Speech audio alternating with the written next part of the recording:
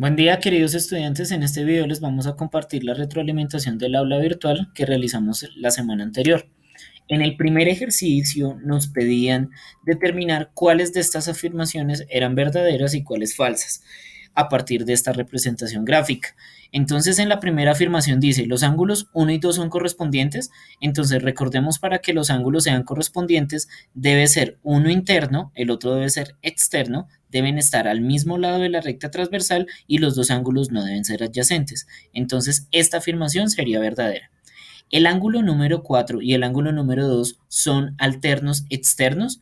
Entonces, para que sean alternos, deben estar a diferentes lados de la transversal. Pero en este caso vemos que el ángulo 4 y el ángulo 2 están al mismo lado. Por tanto, esta afirmación sería falsa. A continuación, nos piden que determinemos si el ángulo 1 y el ángulo 3 van a ser ángulos internos alternos. Entonces, el ángulo 1 es un ángulo interno, el ángulo 3 también es un ángulo interno porque están entre las dos rectas paralelas y están en diferentes lados de la transversal. Entonces, esta afirmación sería verdadera. Los ángulos 1 y 6 son suplementarios, entonces para que dos ángulos sean suplementarios, recordemos que la suma debe ser igual a 180 grados. Entonces, el ángulo 1 y el ángulo 6 forman un ángulo de 180 grados, ¿vale? ¿Por qué? Porque los dos ángulos son adyacentes y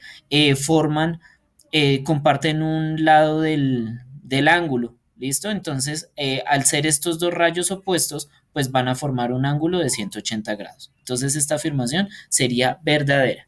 Y el ángulo número 3 y el ángulo número 5 son opuestos por el vértice.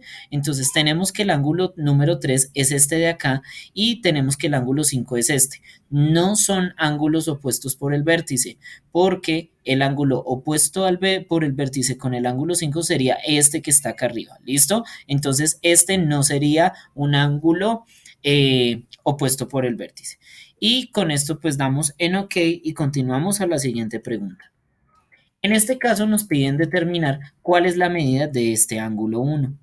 Entonces, ¿qué vamos a hacer? Como en muchos casos que vamos a empezar a trabajar en geometría, vamos a tener que recurrir a realizar construcciones auxiliares. Entonces, ¿en qué consiste una construcción auxiliar? En trazar líneas adicionales para poder resolver una situación específica. En este caso, ¿qué vamos a hacer? Voy a tomar este segmento y lo voy a extender. ¿Listo? Cuando yo lo extiendo, se va a formar acá un triángulo. Este triángulo va a tener las siguientes características. Como este ángulo y este ángulo son alternos internos, van a tener la misma medida. Por tanto, este ángulo que voy a llamar X, ¿listo? Sumado con 51 grados más 38 grados, me debe dar igual a 180, porque esa es la suma de los ángulos internos de un triángulo. Despejo el valor de X y obtengo que X es igual a 180 menos 51 menos 38. ¿Listo? Entonces vamos a mirar cuál es el resultado de esta operación. Entonces, si yo a 180 le quito 51 y le quito 38, el resultado me da 91. Entonces, X será igual a 91. Como este ángulo es 91 y todo el ángulo sumado con el ángulo 1 deben sumar 180, pues tenemos que el ángulo 1 va a tener una medida de 89 grados. Por tanto, esta que está aquí sería mi respuesta correcta. En este caso, nos piden determinar si las afirmaciones, cuál de las afirmaciones es correcta.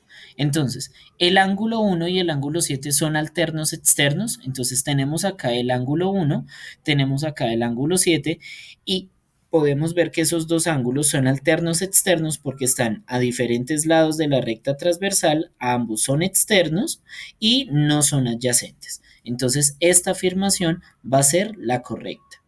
Dado que en el enunciado solamente había una correcta, entonces pues automáticamente descartamos la siguiente.